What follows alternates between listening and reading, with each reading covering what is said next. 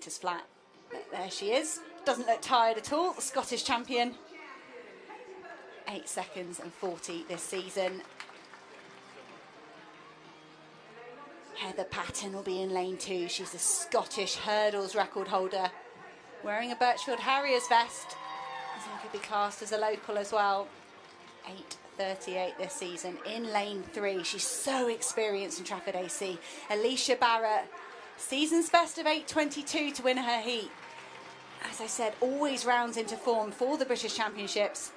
Jenna Blundell will take lane 4, the Bristol and West athlete. She's England under-23 champion. She's an 8:21 this season. In lane 5, the only athlete currently eligible for the World Indoor Championship. She got a qualifying time back in the 2021 season. She looked great winning her heat with that 8:23. If Megan Mars crosses the line first, she will automatically qualify for the World Championships. In lane 6, Holly Mills, better known as a heptathlete, testing herself against his domestic competition in the single event today. 8:23 to win her heat. In lane 7, Marley Jessop, the Shaftesbury Barnet Harrier. She qualified non-automatically with her 8:38. And a fantastic race earlier this afternoon. And completing the lineup will be Anastasia Davis, Blackheath and Bromley. She ran her personal best in those heats of 8:31. So the World Indoor qualifying time is 8 seconds 16. Megan Mars has it from the 2021 season. No one else has it. They could run it today. But if someone crosses the line under that 8:16, they automatically qualify. If Megan Mars crosses first, she automatically qualifies. This could be the first ticket on that plane to the World Indoor Championships in Belgrade.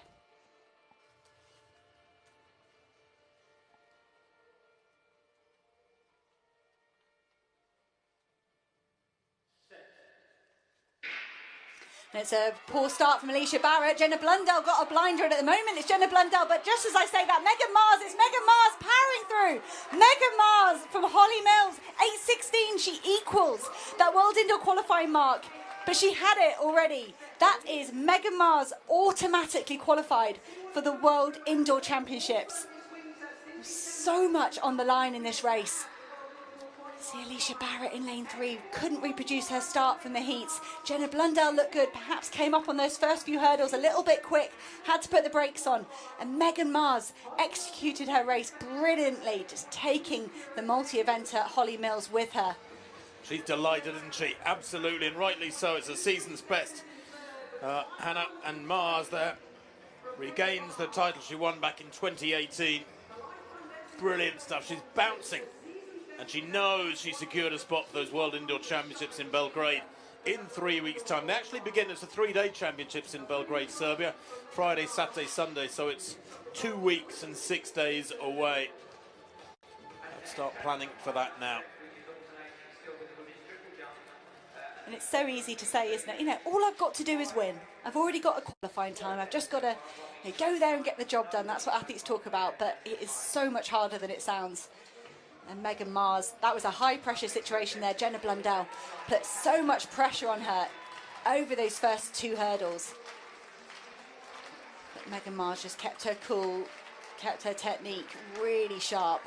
And it's been rounded down to 8:15. Favourite here, although Andy Robertson, who was close behind him in that semi, was very, very tough indeed.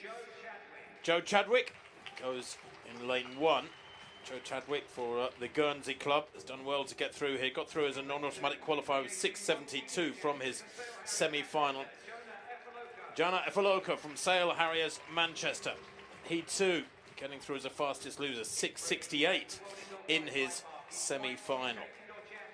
Then Andy Robertson, the most experienced in this field, ran a season's best in his semi-final, 6:59, but he was beaten by Azu. Might need to go even quick here. Pascal Menzi of Newham Essex Beagles goes in lane 4. He was the winner of the first semi-final in 6:64, right in the middle of the echelon there in lane 4, along with Adam Thomas from Bracknell AC. He was the winner of the second semi, equaling his personal best with 6:61. Fabulous starter. He could be the real danger man to get in amongst the Robertson-Azu show that we've seen so far in the semi.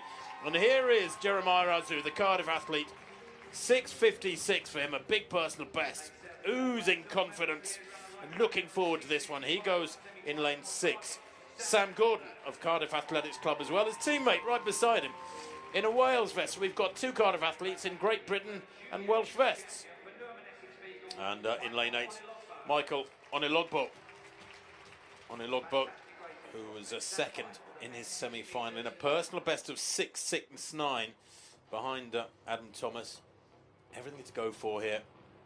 These fellas have battled from the heat through to the semi and from the semi through to this point. But Robertson, Azu, and they're in lane 5. That blue vest of Bracknell AC, Adam Thomas.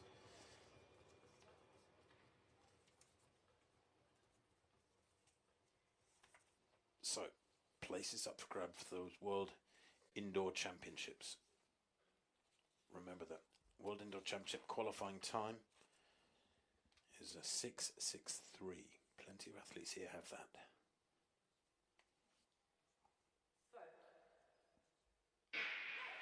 Another great start from Thomas. Really good start from Robertson too over in lane 3. Robertson leading the moment. Thomas coming through though. Thomas gets it from Robertson by the smallest of margins, and Azu shunked it out of the first 2 spots. I think Robertson thinks he got it. Let's wait and see what the live results say. Thomas did get it. I thought so. 6.56, a new personal best for the Bracknell AC man. It was incredibly tight, and certainly I think Andy Robertson was leading until about the last 6 or 8 metres. Watch again there, third to right. Robertson easing away from the rest, but on this side, Thomas, the Richard Kilty lookalike, just, well, I tell you what, he wins by the thickness of those massive pectoral chest muscles, doesn't he?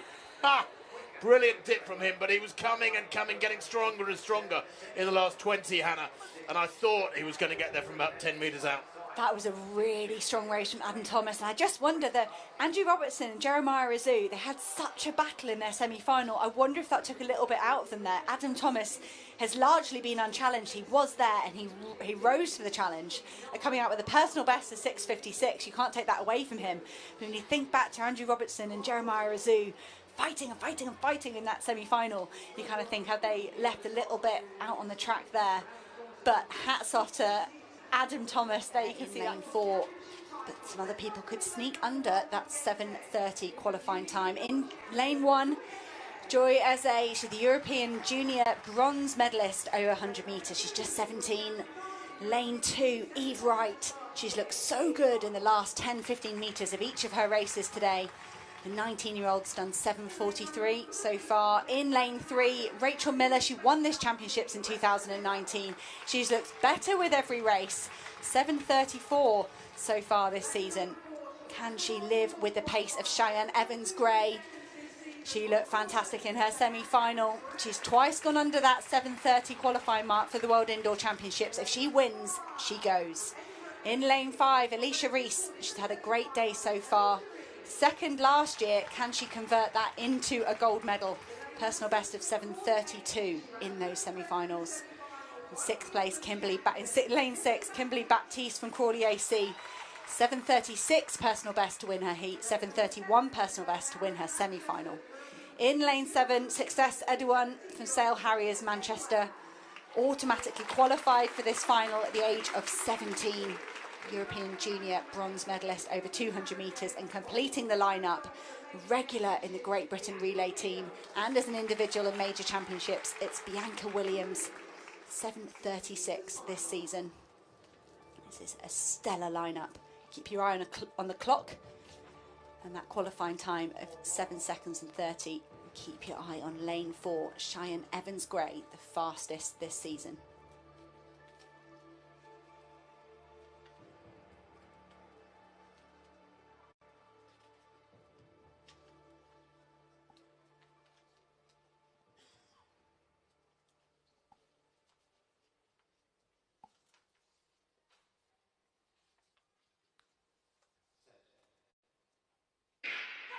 Good shot from Evans-Gray there, Miller as well, but it is Evans-Gray in the middle. Cheyenne Evans-Gray powering away, she holds on for a victory. 7:26.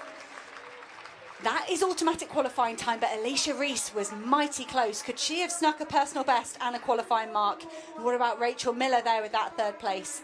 Fantastic racing from these women all day, and that final didn't disappoint. No, it didn't, but Evans-Gray, Cheyenne Evans-Gray, so quick out of the blocks and puts pressure on the others. You can see that Alicia Reese on the near side, straining desperately to get back to her.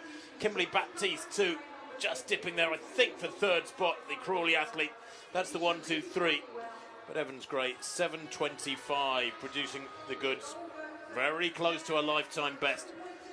But clearly the winner there. It wasn't close by 60-metre sprinting standards. Really, really good from her. Good reaction time too. Just checking, she had the best reaction time by quite a margin of those athletes, did Cheyenne Evans-Gray. That's a good spot there, Tim. And apologies to Kimberly Baptiste. I missed her there, coming through for the bronze medal. Completing a really good podium there in this women's event. Alicia Reese agonisingly close to that world indoor qualifying mark.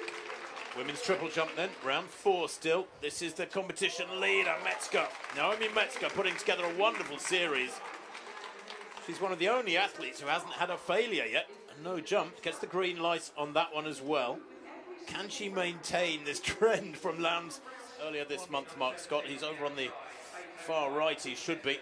There you can see McCallum, Stuart McCallum from Winchester and District, an 8:05 athlete. Josh Lay, he's only run 8:27, but he's worth a lot better than that. James West of Tunbridge AC is a 7:44 performer there, third to left. Very much a world-class man. Henry McLuckley of Shaftesbury Barnet Harriers, right on the cusp of breaking 8 minutes. He's only 19 years old. And then Alex George, who looks to be out of position slightly. The Birchville Harris man is a 7:55 performer. Manthorpe, Alfie Manthorpe, 8:07 personal best. Perrin, Ossian Perrin is a 7:54 performer this winter. Coleman, watch him. Jermaine Coleman from Preston Harriers, 7:44 this winter. Malarkey, no form yet this year, the 21-year-old from Leeds City. There's Mark Scott in the red to right of picture. He's the outstanding favourite. And he's a man who this winter has run supremely well in the USA. A sub-13 minute 5,000 metres, a UK record earlier on this month. Has some steeplechase form from years gone by, does Scott, now 28 years old. Mortimer, Tom Mortimer in the green there to the right of picture for Stroud. He's a 7:40 performer. It's not a foregone conclusion that Mark Scott will win this one, but he does have great speed, Mark Scott. Really good 1,500-metre runner. Patrikas in the striped vest there, the hooped vest, I should say, of Woodford Green. It's an 8:08 performer. There's quite a spread of abilities here. I mean, when you look at Mark Scott's 7:46 ability, and frankly, he could go probably 10 seconds more quicker than that. He's probably some 30 seconds quicker than one or two of the fellows who are lining up here. But let's see how it unfolds. Away they go then. Mark Scott starts off pretty aggressively, straight to the front there on the inside. It was either that or get boxed in, I suppose. You don't have a lot of choice when it's a huge field like this. And these tight inside bends make it very hard, much harder than on an outdoor track, to pass athletes because they're so short, the straights. And if you want to get past them before going into the bend, then you have to accelerate quite markedly, or else you start running the wider line round the outside of the bend. If you're out in lane 2, you're running another metre or 2 further. And I was wondering whether we'd see a bit of a procession here from Mark Scott. Not so far. He's on about 8-minute pace, so it's not useless. It's not dead slow. But I was wondering whether he'd come into this with a plan of going really hard to see how fast he could run, or whether it's about running a fast last kilometre or a fast last mile. But I wouldn't be surprised if you saw the likes of Tom Mortimer take this on. He's a really strong athlete. 3,000 is towards the bottom of his range. I'm not sure he'd want to leave this to a kick. You see Jermaine Coleman, Tom Mortimer, Ben West, they've all got that qualifying standard for the World Indoor Champs. They don't have to do anything here. They can sit and kick, but Ossian Perrin is the first man to lose his nerve and go into the lead.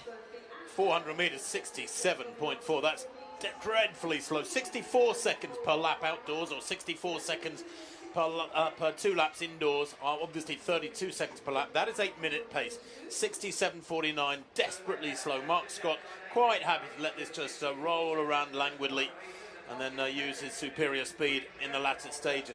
That's Ossian Perrin, who's a 7.54 performer out in front. In third place in the green behind the red vest of Mark Scott, that is Tom Mortimer, the Stroud athlete, who must be wondering how he can outfox Mark Scott here. Scott has the full armoury. He's fast, he's very strong indeed. Ran in the Olympic Games, did Mark Scott last summer. 14th in the 10,000 metres in Tokyo. And frankly, whatever you throw at Mark Scott, he's probably got that ability at the moment. When you're in sub 13-minute form for 5,000 metres, you are fantastically strong and fast. There we go, 2:12 at 800 metres. So what about 64 and a half? About 65 seconds, that last 400 metre segment. We should really start clocking away these 200 metre laps one by one, but if you talk about them that regularly, you talk about nothing else.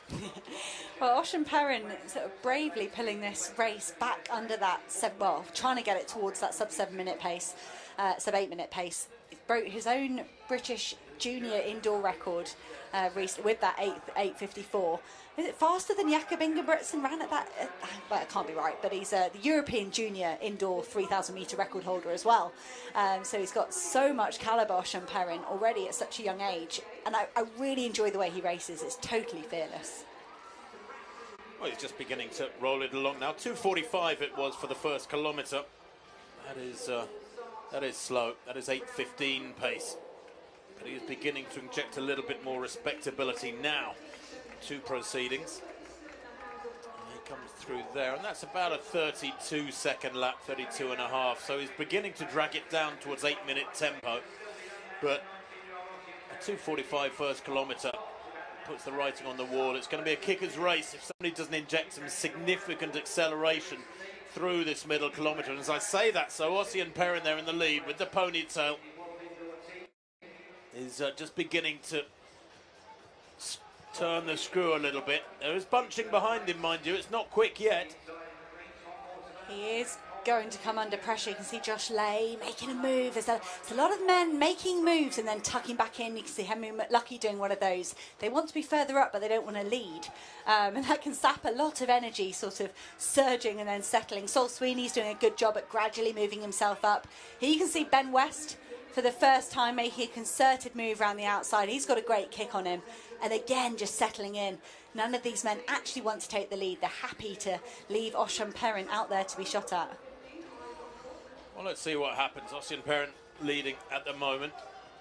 And Mark Scott right on his shoulder, just beginning to drift to the front, almost, I think, because he's getting impatient. It's slowing. Look at that bunching, 3 abreast around these bends. When it's so slow, it doesn't really make much difference if you're running an extra metre or two round those bends. But Mark Scott, I think, pretty soon will want to inject some tempo to this. I think what I would do if I was one of those athletes behind Mark Scott here, because it's so slow, Hannah, is come round him, take the lead. What at the moment, they're allowing him to play the Pied Piper. They're dancing to his tune. It's not quick. He's very happy for it to be this slow because he's got a massive turn of speed that he can turn to if he needs to. But I would come round him now and just start making it a little bit more busy for him. There's a few people trying, but you have to go for it. Everyone right now is waiting. Who's going to make the move? What's going to happen? If you want to be the person to make that move, you've got to make it fast and catch people by surprise. You've got to be doing it at the start of these short straights. Here goes Tom Mortimer. I was thinking he was pinned and he was in a bad position. Henry McLucky, he's happy there. He's happy in second place. But could this be Tom Mortimer trying to assert himself to get past Mark Scott? He's taken Jermaine Coleman with him. But that was the first concerted move that Mark Scott hasn't been able to hold off. And they're through 2 kilometres in 5:29. And for the first time, it's Tom Mortimer. I think he will now start to turn the screw and thin this field out. Well, that second kilometre at 2:43. A little bit quicker, but not really quick enough. 2:45 and then 2:43. And at 2K, it was 5:29.2. It's still by athletes of this calibre, Mortimer and Scott and even Ossian Perrin and several others. It is desperately slow as they go through there with 4 laps to go. 800 metres to run. Now Mortimer at the front. Scott in the ideal position, really, just tucked in behind Mortimer there in second place, can watch him, bide his time, react to what Mortimer does, and then use that speed of his. Although, coming past him there, I think that's Jermaine Coleman, who's a 7:44 performer himself. Coleman perfectly capable of causing an upset here as Mortimer and Coleman hold 1 and 2. Scott now moving wide and a big acceleration from Scott there to go through with 3 laps to go. 6:30.54. We're now back down towards 8-minute tempo if they cover the last 600 in 90.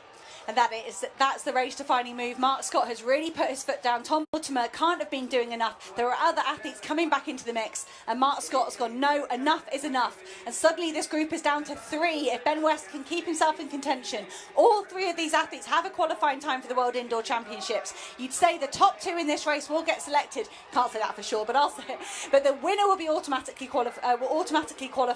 But Jermaine Coleman and Ben West, can they stay on terms with Mark Scott? Who can pick up the gold, silver and bronze medal in this race? Scott then, 300 to run, driving on hard, tucked in behind him. Is he just biding his time? Jermaine Coleman. It's a dangerous situation for Scott because Coleman may have the legs. And they get to the bell and Coleman hits the front. Scott may have wanted that, maybe, just maybe. 7:26 at the bell as Scott now has the man in his sights who could be one of the major threats here. Down the back straight, Scott just lengthens his stride. He was toying perhaps there with Jermaine Coleman. Little glance over his shoulder on the inside there to make sure things are good. West on the inside in 3rd place, trying to come through for 2nd spot, but Coleman, or rather Mark Scott, takes the win. The 7:53, that final kilometre, 2:24. That's the impressive stat. 2:24.17 for Mark Scott. But he frankly did it almost at a canter. Very impressive indeed from the Richmond and Zetland man. I didn't expect much less.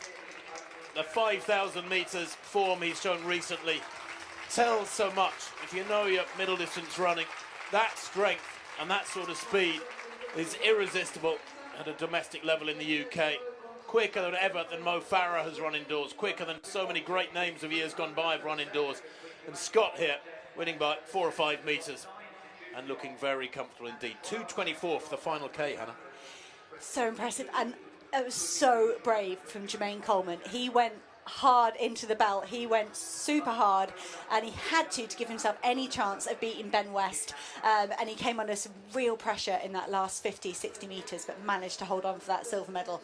Mark Scott was away and gone down the track, but Jermaine Coleman holding on for the silver medal.